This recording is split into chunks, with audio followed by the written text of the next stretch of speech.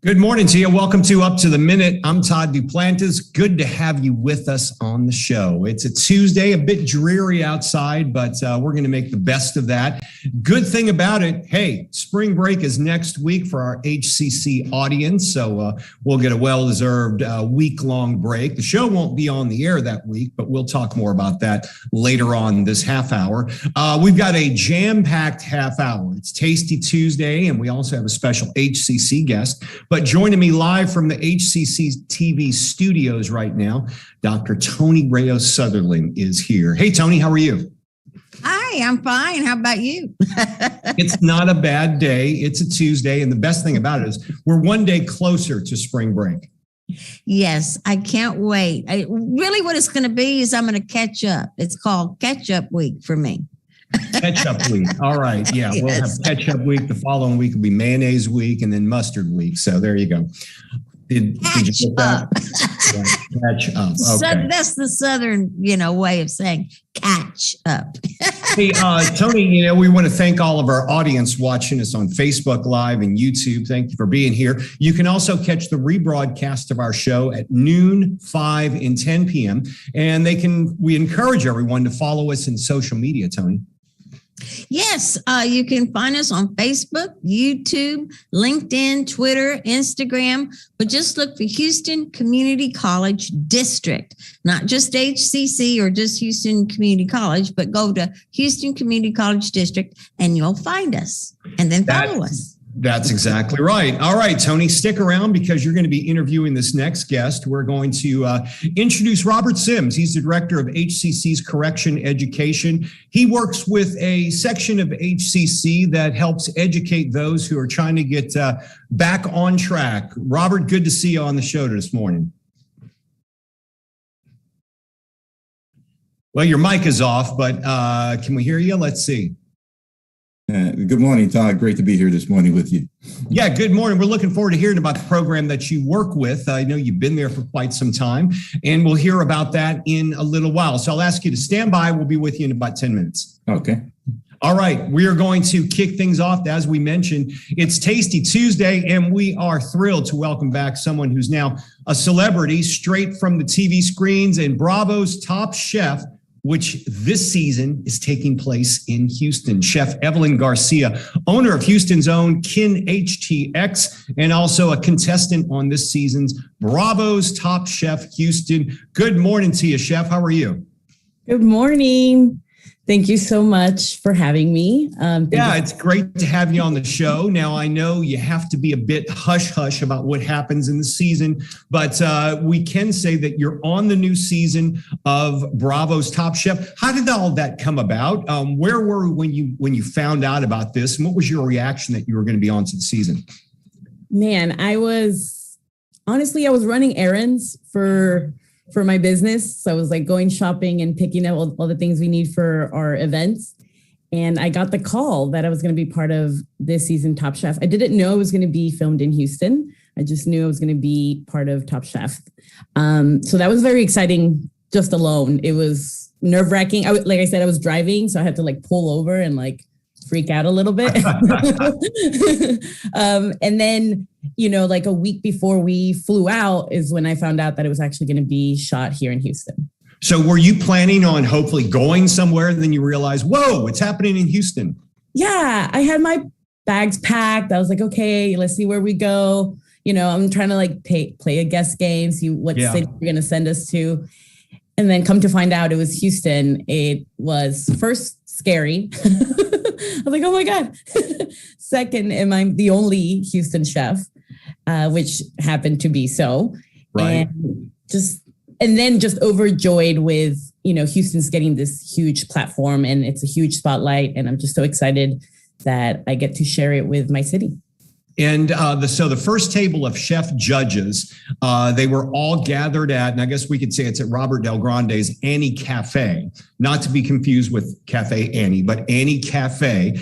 And many of those chefs have been on the show. We're talking Hugo Ortega, Monica Pope, Chris Shepard, Kiran Verma. Boy, it's like a who's who of Houston chefs. And they were judging. Is that how it worked? Yes, so they were there for the tasting, obviously including Padma, Gail, and Tom. And they were just all in one table. It was very intimidating. Yeah. Just coming out, let alone I'm competing, but I have these amazing local chefs there. So it was just nice to see them. It was very comforting, but at the same time, very nerve-wracking. So the all new season, the chefs are being asked to put your own spin on iconic regional dishes. Did you feel like you had a leg up because you're familiar with the iconic regional dishes? Yeah, I mean, it was definitely, like I said, comforting that it was in Houston. Yeah. It is the food scene that I'm very familiar with. This is the food scene I enjoy eating, going out eating, and cook myself. So it was definitely somewhat of a, like, okay, at least I know an idea of things they might bring up. But at the end of the day, it's still a competition. Right. Yeah. So it's like, there's so much more to it than just cooking, of course. But it was nice to know that, like, okay, I'm expecting some barbecue at some point. I'm expecting some via Cajun maybe, or some Southeast Asian stuff, or some type, Mexican, Tex-Mex. So it's nice to kind of know that I'm like, okay, I'm expecting it. Just, it's still nerve-wracking. Like, when are they going to throw it at us and in what form? Now, just to give folks a little bit of your background, you're a graduate of the Culinary Institute of America, and you also worked in New York City for, a decade or so? Yes. Yeah. So my whole restaurant background is in New York, but I'm originally from Houston, and I moved back around 2016. And tell us about KinHTX and your passion here and what that's all about. Yeah, so KinHTX, we were actually originally in a food hall, Palatine Row in the Rice Village, but unfortunately due to COVID, that food hall shuttered, and I just had to pivot. So me pivoting was going back into farmers markets, starting a product line, which we have like a condiment and spice line, as well as events and catering. And that's what it is currently. But I am working on our, next location, which will be coming towards the end of the year. But that's what we're working on now. So soon I'll have somewhere where people can come visit me regularly. I know you can't tell us a lot about Top Chef Bravo on Bravo, but what can you tell us about the upcoming season that you can share about your experience and what people can expect? Yeah, for sure. I mean, I think the biggest thing that I was mostly excited for was to just be able to see Houston in a different way. And I think that they definitely are going to show that and show that Houston is just way more than what people expect. And then really be like, hey, we really are that multicultural. And I think the challenges and everything that's coming together is really going to showcase that. And I think even myself being from Houston, I learned so much just being part of the show. And the prizes each year seem to be getting bigger. What do you win this year if you win the show? $250, I believe. Wow. And we're talking $250,000, correct? Yes. Wow. And where can people watch? It's a nice little chunk. That's a pretty substantial chunk. You could buy a lot of food trucks with that if you needed to, I guess. Start home fleets. Let me ask you this. When can people watch the new show? And I know it's on Bravo, but what time and when the new season would start? Yes. So it is every Thursday, and it starts at 7 p.m. Central Time, and it's on Bravo TV. Okay. Have you seen any of the episodes? Number one, so you haven't seen them. You'll be watching them on the air so you didn't get a preview of anything. No, I am as excited as everyone else to watch it. And I just know it from experience, but I don't know how it looks, edited and all of the cool stuff. The sound effects. I mean, even the trailer looked amazing. I was like, man, I can't believe I'm part of that. When you're taking place in a production like this, what was the biggest surprise for you? I know people see the edited product on the air, which is totally different than I imagine the filming experience. What was the biggest surprise to you for this whole endeavor? Honestly, I think I didn't realize how many people it takes to produce such a big show. They roll deep. And there's a lot of stopping and starting, I would imagine, too, right? Yes, not within the competition itself. When we're cooking. Yeah. But, just getting to the place of starting, like just getting on location and getting all our things together and all of that for their team to get there with cameras and lights and everything, it takes a while. But the cooking part is there's no breaks. There's no like, let me think about what I'm actually doing. That is actually in real time. So it's that's all real time. I imagine though, when you have a situation like that, it's a multi-camera shoot. Were you surprised at the number of cameras they used? Absolutely. I was trying to just mentally block them most of the time. Yeah. But there's a lot of moving parts to it. Yeah. So folks, you can check this out Thursdays at 7 p.m. Central on Bravo. Evelyn Garcia, Chef, we are rooting for you. We're wishing you the best in this season, and hopefully we can get you back at the end of the season to talk about it as well. For sure. Thank you so much. All right, Chef. Thanks a lot. If you're interested in KinHTX, we're going to have a link in our social media post after the show. All right, Tony, we're going to turn things over to you. And, you've got Robert Sims on the show, and Robert and I have worked together a lot for the graduation ceremony. He plays a big role in that as well. But he also has a role here at HCC, which you guys are going to talk about as well today. Yes, he does. He's the director of HCC's Corrections Education Program. Robert Sims, welcome to the show, Robert. Well, good morning. How are you? Well, this is a very interesting program. I'd like for you to explain how this works. And I understand there's a partnership between HCC and Harris County Sheriff's Office, right? That is correct. Matter of fact, it's a partnership that has been in place for over 40 years. Tell us a little bit about that. How did that come together and how does it work? Well, certainly prior to me coming to the HCC, the partnership started back in the 70s, not long after the HCC was formed there. And someone from HCC got with someone in the Harris County Sheriff's Office and say, hey, let's see if we can train these guys so that when they come in and when they leave out, they would have some type of marketable skill so they won't recidivate. So it started with a couple of classes, the GED classes and one vocational class there. And we're talking in the 70s. And from there, it built from there. Now we offer over 16 programs, and I'd like to talk about that a little bit later there. So that's kind of how it started. That's wonderful. Well, and also there was a game change when you were accredited. Is that right? That is correct. And I think that this is our claim to fame, that in 2004, we became accredited through the CEA. That's the Correctional Education Association. And the great thing about that is that we were the first, Hcc Community College was the first college in the nation to have its corrections program accredited. And that was great. And of course, our partner, the Harris County Sheriff's Office, was the first sheriff's office to have its program accredited also. So that was a great feat for us in 2004. And I have to add that since then, HCC Corrections Program has become the model of what a correctional program should look like across the nation. So I'm very happy about that. Across the nation. Mm-hmm. I like that. That's wonderful. Now, there's many programs. I think you just said 16. I can't remember, but tell us a little bit about the different areas of study that you guys teach. Okay. When the program first started, it started out with some GED programs and maybe a welding program.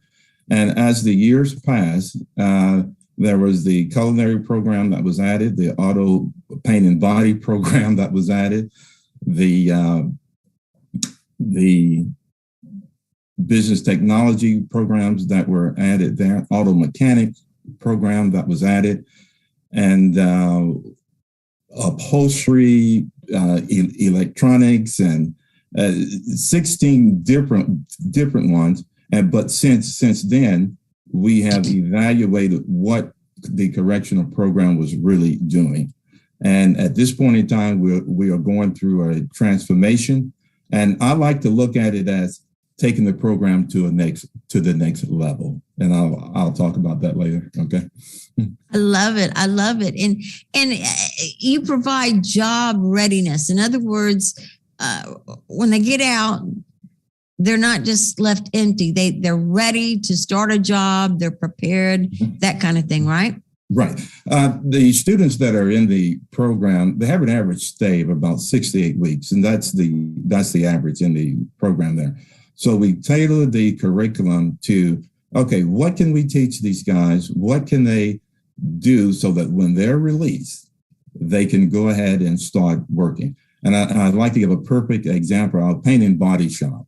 It's an 8-week program, right? But if we know that those individuals are getting out in 3 weeks or 4 weeks, and I must say that Mr. Gomez, our paint and body instructor, if he knows that the students will be there short term, he give them something that they could take to immediately start working. For if it's no more than going to a used car lot and say, hey, let me refurbish your headlights on these cars that you're preparing to be sold, stuff like that. Yes.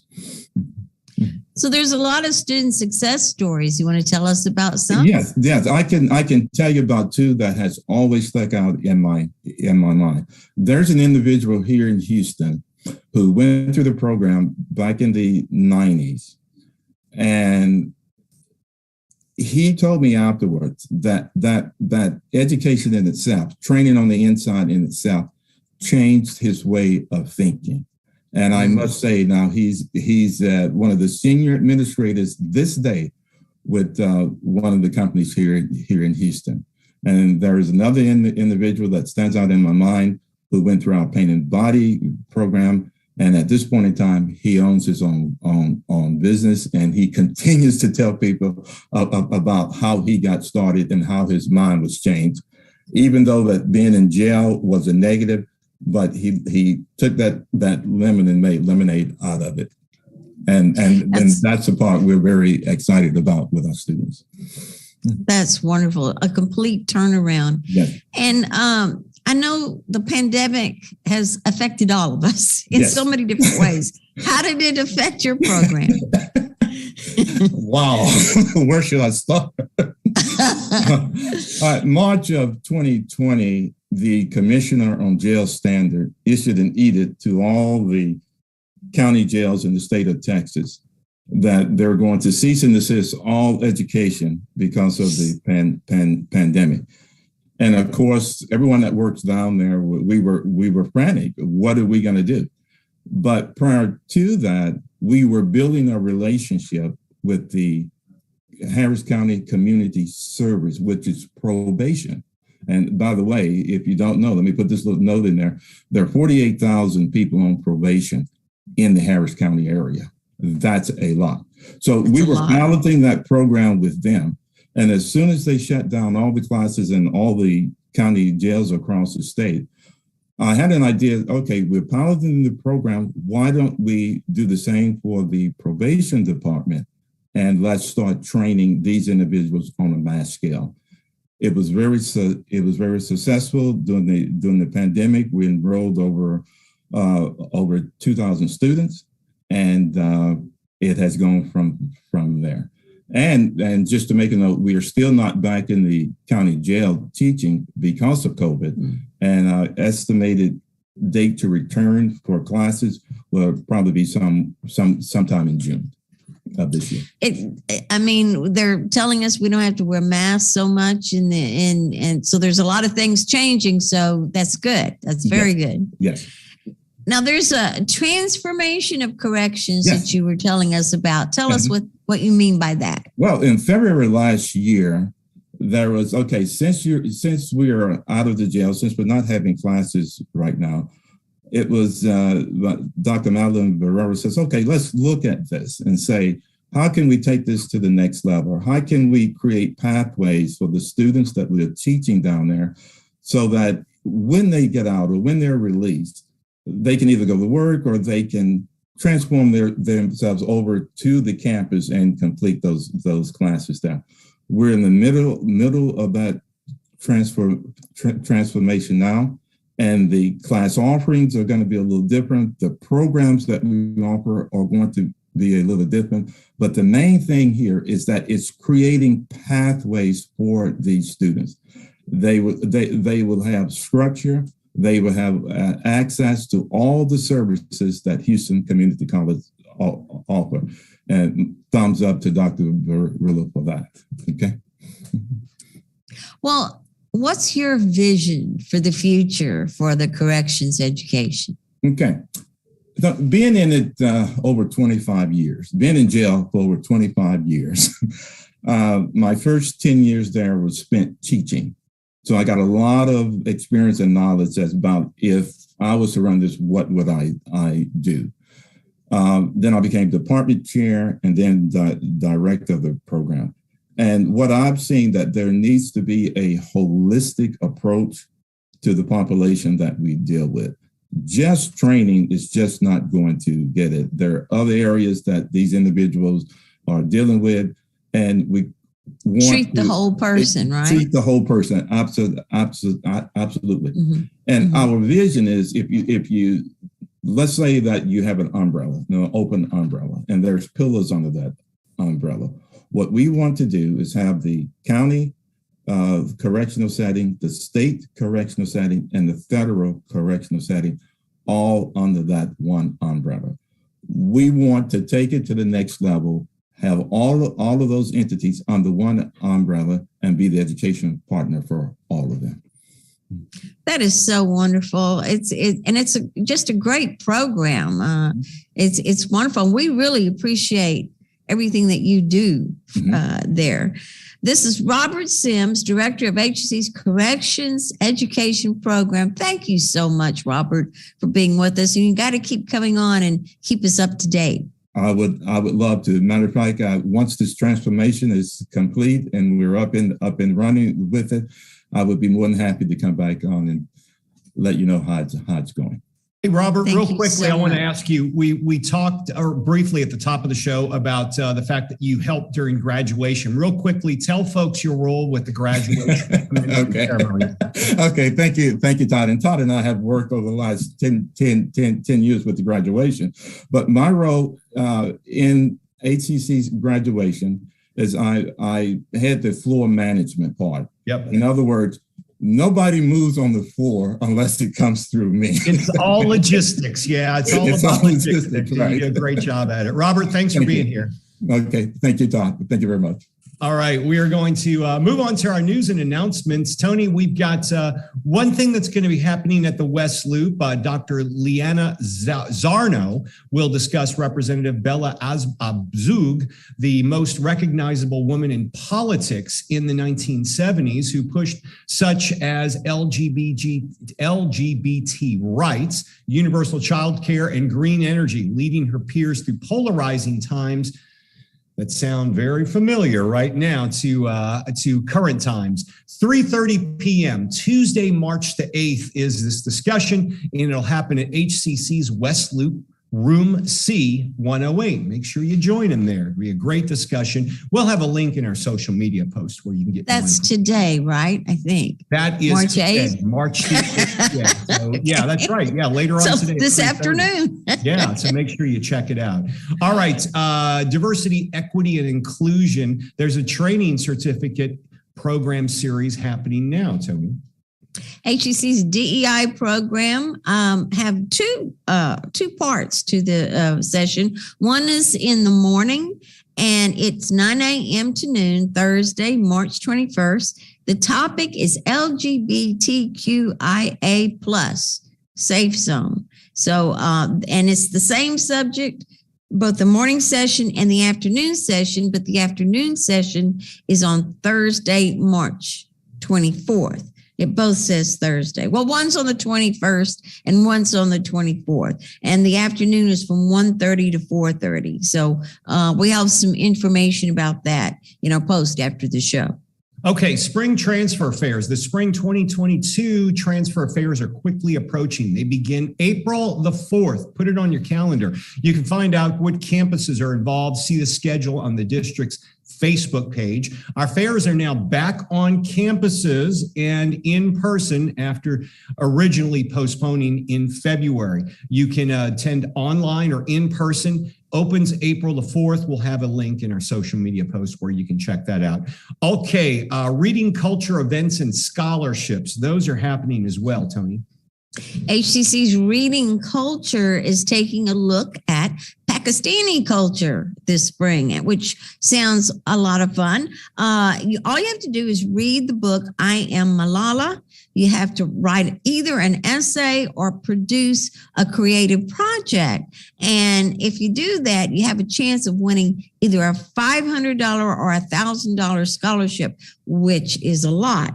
And the essays and the project is due by April 25th. So get on it and, have some fun while you try to get your scholarship. Couple more things we want to get through real quickly. The HCC Foundation Gala is coming up, so save the date for the 2022 Gala celebration, Saturday, May the 14th. They will be back in person. For more information, check our link after the show. And spring break is next week. That's right. HCC will be closed for spring break next week, so we will not be here for Up to the Minute. We'll be taking the week off as well. That happens through Friday. March starts after this Friday, but it goes March 14th through the 18th. So keep that in mind. We'll be off the air because of spring break. Summer registration is underway, Tony. There are 5 ways to learn, but mainly keep in mind you can register for going to one address for all your registration needs. Yes, hccs.edu/apply. And you can, there's some dates you need to remember. April 11th, everybody can look at the schedule. April 26th, priority registration, vets, and the Eagle Promise program. And April 25th, register. Everybody. Okay. April 18th is the priority registration for vets. And what did I say? I'm sorry. Yeah, April 18th. April 25th is when everyone can register. But either way, correct. It's coming up pretty quickly. We're always already talking fall 2022. Okay, tomorrow, Sarah Gish will be back on the program. We'll be talking about empowering women with her Ignite Your Life program. And Mattress Max School of Selling. We'll be talking about that. Yes, Small Business Wednesday, Entrepreneurial Initiatives program. So someone from that area is going to be there. Let's see who it's going to be. All right. Thanks for joining us this morning. We'll be back tomorrow. I'll be at the HCCTV studios. We'll see you live at 10 a.m. for Up to the Minute.